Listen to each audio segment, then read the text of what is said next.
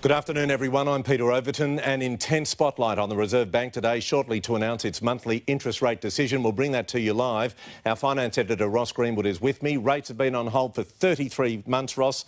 Could this be the day we see change? It very well could be, Peter. There's no doubt about that. And good afternoon. We'll see just in a few seconds' time what the Reserve Bank has divided. Markets and also economists are virtually split as to whether the Reserve Bank will cut interest rates today, of course, in an election period. And so as this kicks over, we'll see this very shortly. They have today decided to keep the rates unchanged. So the breaking news here, Peter, is rates unchanged. Now, as I say, it was very much a split decision.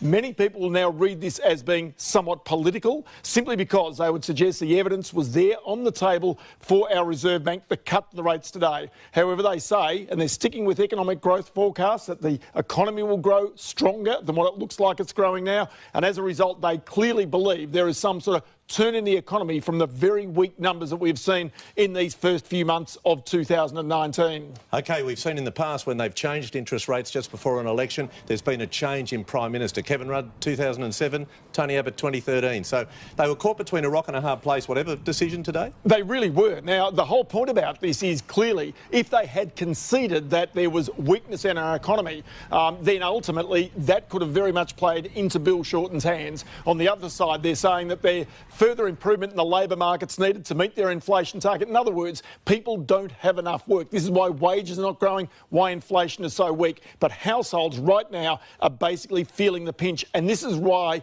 many people with mortgages could have done with that interest rate cut today. But for retirees and others with savings, of course, they didn't want it. It was the very last thing that they would have required today. They're also indicating they believe that underlying inflation will remain 1.75%, will then rise in 2020. The question is, does the market believe this? I would suggest the dollar off the back of this will have rebounded almost immediately. All right.